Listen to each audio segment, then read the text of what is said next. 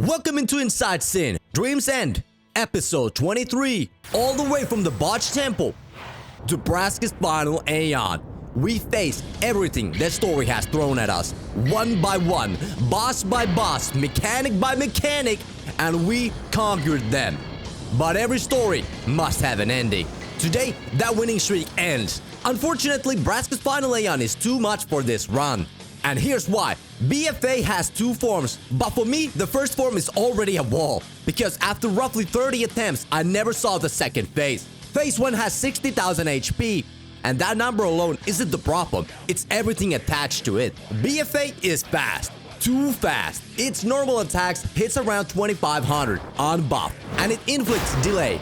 And delay here doesn't just mean you move later, it means BFA change turns. Pagodas get moving, Overdrive fills, everything spirals. And then there's Jecht Beam, around 700 damage normally, but it inflicts petrification. No stoneproof, game over. And that move can crit for double damage. And finally, what about that Overdrive gauge? Well, if that fills, it's time for the Triumphant grasp. BFA's Overdrive in first phase, up to 4000 special damage. Not physical, not magical, special. Shell doesn't help, Protect doesn't help, there is no mitigation. It's simply game over. So for me, the phase 1 has 3 defining moves. Normal attack, 2500 damage and delay. Jecht Beam, 700 damage and petrify. Triumphant grasp, up to 4000 special damage. Now, the normal attack can be reduced. Protect cuts it in half, Guard cuts it further, Power Break reduces it even more. With all 3 stacked, I've seen it roll as low as 300 damage. But we got some problems. Guard isn't sustainable. BFA is so fast that a lot of the time we're trading turns. If I'm locked into a guard, where can I heal? Where can I squeeze in damage and progress the fight? Oh, and I gotta take the Pagodas out. Where? Luckily, the use command is fast enough that I will eventually get back-to-back turns in the battle. But the Power Break, one of the damage mitigation strategies, is slow to apply. It can mean giving BFA back-to-back turns, and it may not even land. And if Pagodas ever heal BFA, they cleanse negative statuses. That includes Power Break as well. So I could spend turns landing it just to have it erased. Too risky, not worth it. So realistically, my mitigation comes down to Protect only. With Protect active, BFA's normal attack drops to about 1250. Now here's where things get tight. To survive even one normal attack comfortably, I need 2 times HP online. And I also cannot wear HP boost armors freely to push the 2 times HP even further, because Jecht Beam exists. If I remove Stoneproof and Jecht Beam happens even once, I'm a statue. So on armor side of things, I believe I'm locked into Reliant Stoneproof armor, meaning I need 2 times HP and Protect online just to survive one normal attack. 2 if I guard both. But if I'm guarding every time, again, I'm not dealing damage, I'm not removing Pagodas, I'm not progressing the fight. And those Pagodas, they are the real engines of this battle. They annoyingly heal BFA for 1500 per power wave. And more importantly, they charge BFA's Overdrive gauge by 20% per wave. If they're allowed to move freely, Triumphant Grasp is coming. And there is no surviving that move. Even Dark Matters don't save this. Yes, they hit harder than Supreme Gems, but I still need 5 Dark Matter throws to finish phase 1. That means I just need to survive BFA's turns. To win here, I would need one of 2 miracles. Either BFA only uses Jecht Beam under Stoneproof, that's manageable damage, 700 per hit unless it crits. And if it only used Jecht Beam, I genuinely think phase 1 is beatable. Or alternatively, if it only used normal attack, then I could swap into HP boost armors, stack Protect, maybe even commit to Power Break. I think even with the delays, I could survive it. But when both moves exist, it's too much. And just to put it out there, BFA is susceptible to poison, zombie, and weirdly, silence. But again, Pagodas cure statuses if they get the power wave in. So even those angles don't stick. The fight also begins with fixed party members, Aeon, Titus, Yuna. To keep this fair, I gave Titus first strike, so I can bring Yuji in immediately. Yuji still carries Vanguard, as if she had been there from the start. No advantages gained. Yuna and Aeon are removed immediately, both equipped also with the first strike, both using a razor. Animation plays, they shatter out of the battle. Yuna first, then Aeon. Goodbye, Legendary Guardian. This is about the Ultimate Guardian now. If I leave them into the battlefield to tank hits, this fight looks completely different. That's not what this run is. There is one more thing. Back in Macalonia during Seymour and Anima, I mentioned the talk command. Here Titus has a talk command as well. It skips BFA's next turn and resets its overdrive gauge. It can be used twice in the battle. It's a gray area. And honestly, it doesn't solve the problem. Most of the time we're already trading turns like I mentioned. Only real value here would be resetting the overdrive gauge. And CTB wise, the talk command isn't that fast. I cannot squeeze in the double turns if I use that. Now, here's what the attempts look like. UG comes in fully healed. No SOS haste strategies work here. First turn, feather her up, always. Then remove Yuna and Aeon with the eraser. Now that it's clean battlefield, second turn with the UG. Protect. Now I need BFA to open with Jecht Beam. If it opens with normal attack, the run ends immediately. And that's exactly what happens here. Normal attack, and we're gone. Next attempt, Protect goes up, and I need Jecht Beam now. And BFA opens with it. Perfect. 669 damage. Stoneproof blocks Petrify, Pagodas move. Power waves come in. 1500 heal. Those heals don't matter yet, but the 20% overdrive charge matters. Second Pagoda does the same move. UG at 361 HP, back-to-back turns on me. This is huge. Stamina Tonic unlocks the 2x HP. And then Axe Potion to push the HP to 2060. And it's BFA's turn. Jecht Beam again. Nice, but it crits. 1406 damage. This was a strong attempt, ruined by a crit. UG at 654 HP. If that beam hadn't crit, I probably would have thrown Dark Matter here. It would have stopped the Pagodas temporarily and pushed the damage. Instead of that, I heal. BFA normal attacks. I survive. Barely. Thanks to my buffs I set up. But the delay hits hard, and I never move again. Pagodas move. Overdrive gets filled. BFA gets back-to-back turns. Triumphant grasp. 4000 special damage. Unsurvivable. And that was one of the better runs. That attempt alone showcases the battle nicely. Jecht Beams, normal attack, power waves, triumphant grasp. We've done full circle. This battle demands too much luck. I think I need Protect and 2x HP active at all times, always topped up. If BFA ever changed 2 normal attacks, GG. If Jecht Beam crits at the wrong time, don't have time to stop Pagodas, they charge Overdrive, GG. I even looked into avoiding delay entirely. As far as I know, there is no counter. Not even Rippin stops it. And Rippin isn't remotely obtainable here anyway, but still. Then I explored Monster Arena options. Straight to Wavis caught my attention. And that one got 320,000 HP. It's a marathon fight, but if it drops a armor, it's with a 30% HP boost.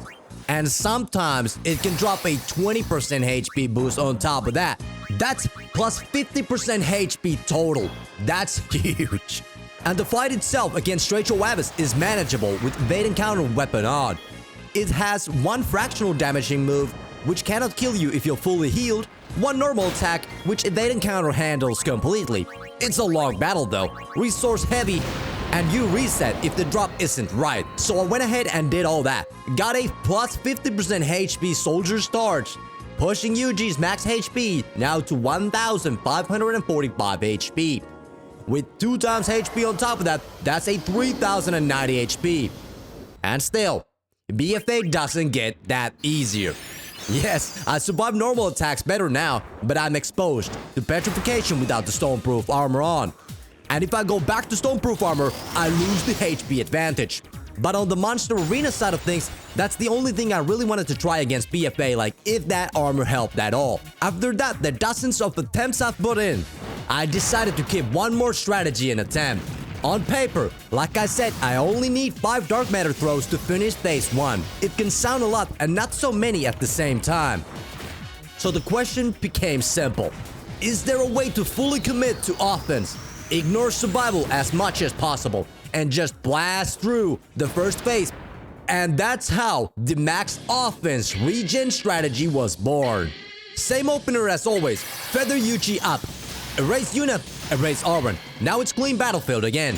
Now my first real turn is Healing Spring. Yeah, regen. And yes, this is a dangerous commitment. A normal attack still means a game over here. But if Jecht Beams comes instead, this strategy lives on. To test this properly, I started blasting attempts on 4x speed, only slowing down when the very first move BFA used was a Jecht Beam, because that's the signal. That's when the attempt becomes real. And here, Jecht Beam happens on the first turn. Now regen and haste already active, I skip protect and focus on pure offense. Here in the battle is always where the CTP lines up in a way where I always get my back-to-back turns. Regen takes just enough health back to survive another Jecht Beam, and that's all I need. Now it's time to lean into Dark Matter. 13,497 damage. The Pagodas stop moving, almost like they're forced to sit down and watch this battle unfold. UG still standing, healthy enough, another Dark Matter. 13,497 again. I believe that's 2 max rolls back to back. BFA drops from 60,000 HP to 33,006 in just 2 throws. Massive, and luckily BFA responded with another Jecht Beam there. Regen keeps sticking me just above that 700 threshold. I keep feeding BFA Dark Matters, and praise be to Yemen for the 3rd Jecht Beam in a row. This is the run. BFA now at 20,007 HP. It looks like this is happening, but this is where the strategy reveals its fragility. Regen barely keeps up with the Jecht Beam damage, and one of the attempts ended here on the 3rd Jecht Beam. Every single digit in the damage rolls matters, and there they decided to run. Here, I got luckier. The regen ticks are predictable, but the Jecht Beam's damage rolls are not. I got better rolls here, allowing me to survive. Here's where I got another back-to-back turn in the battle. On the first turn, I threw a Dark Matter, leaving BFA only at 7,656 HP, which I didn't realize at the moment. Throwing another Dark Matter here would push me into phase 2. Instead, I start hesitating on my 512 HP. It scares me. If I enter the second form with this amount of HP, every action from BFA most likely ends the run. So I take a risk. I heal with an Axe Potion. I risk the entire fight. And it's a Jecht Beam! 5 Jecht Beams in a row. I cannot believe it. That's 5 in a row. But ironically, that heal left me with less HP than before. So I risked everything on that decision, and I'm standing now with the less HP. Still regenerating, I commit to the final Dark Matter.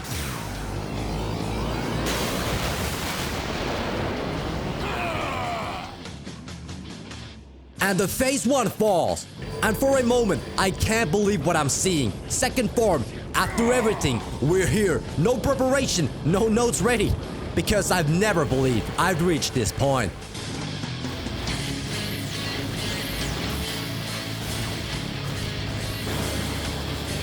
Braska's final Aeon pulls its sword from its chest, and atmosphere shifts instantly. Now in second form, Pagoda kicks it off with the Power Wave.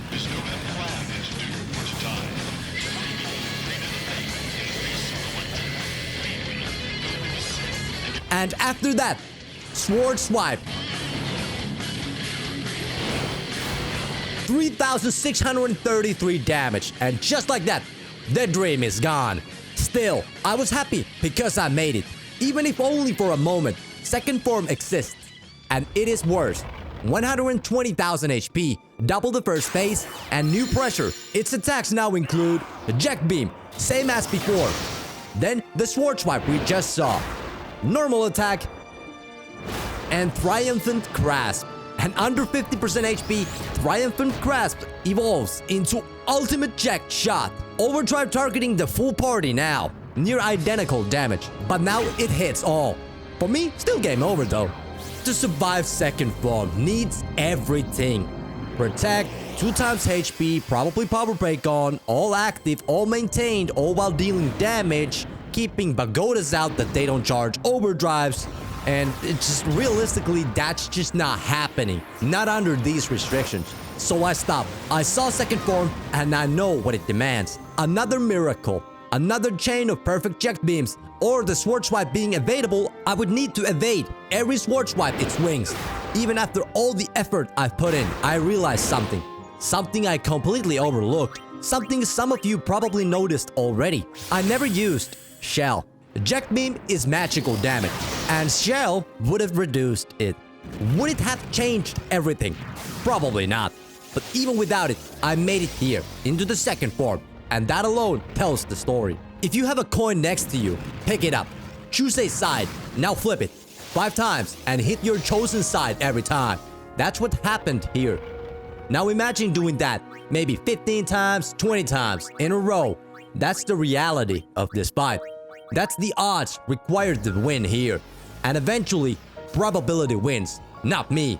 I believe in the first form where I saw 5 Jecht Beams in a row is a 3% chance. I even tried giving UG every buff that I needed, except the power break.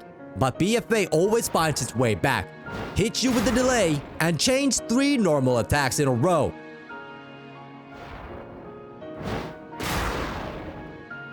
There's always a wall. And so, this is where the story ends. From Botch Temple to Heart of Sin. From Click to Braska's final Aeon. Every boss defeated, every mechanic solved, every limit tested. Until finally, one remained. And for the first time in this journey, victory was not mine. Not because of lack of preparation, not because of lack of strategy. I mean, maybe a little bit, but because of this battle demands something greater than optimization. It demands miracles, and miracles cannot be forced. But this is not the end of UG, not yet, because beyond this point lies something else. Omega Ruins, post-game, new monsters, new walls, new possibilities if a strategy exists. We will find it. If a path exists, we will walk it. And if there's even a fraction of a chance, we will take it. If someone discovers a strategy for this fight under these rules, tell me. I'll return, I'll try again. But for now, we leave Sin behind and descend into Omega. And I'll see you in the next episode in the Omega Dungeon! And Varuna, I won't hold back. I've been waiting to battle against you.